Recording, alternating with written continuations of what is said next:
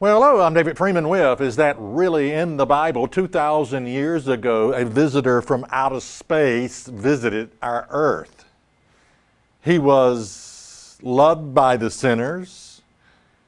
He was hated by the religious establishment of the day. He was misunderstood, and eventually he was killed. His name was Jesus Christ. His time was short on this earth.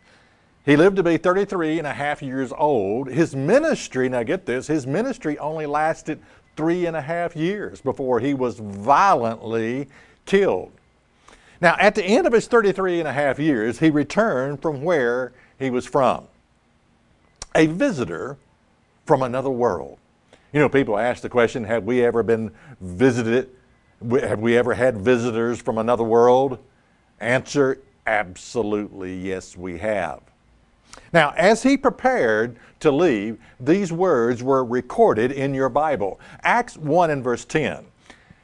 And while they looked steadfast toward heaven as he went up, behold, 2 men stood by them in white apparel, which also said, You men of Galilee, why stand you gazing up into heaven? This same Jesus, which is taken up from you into heaven, shall so come in like manner as you have seen him go into heaven. Now, was there any misunderstanding to the disciples of what he was talking about here?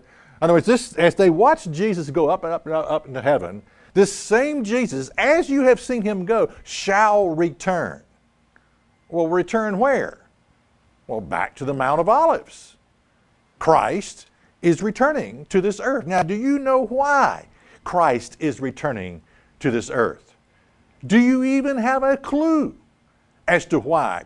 Has your church ever told you why Jesus Christ is going to return to this earth? You know, most churches teaches heavenly retirement, which makes the return of Christ totally unnecessary.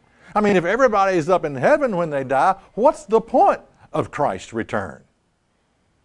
Well, there is something called a resurrection, but according to the fundamental concept, when you die, you immediately go to heaven. You're already there. Why does Christ even need to return to resurrect the old cancer-ridden body or whatever was chunked into the earth? It doesn't make any sense. It doesn't make a bit of sense, come to think of it. But the question I'm dealing with is, do you know why Christ is going to return to this earth? Now notice Zechariah 14 and verse 4. It says, And his feet shall stand in that day upon the Mount of Olives, which is before Jerusalem on the east. Now I'm just going to stop right there. Now, if you have a 5th grade education, can you understand what this is saying? His feet, whose feet? Jesus Christ, shall stand upon the Mount of Olives. Where is the Mount of Olives? It's up in heaven, right? No. It's it's on this earth.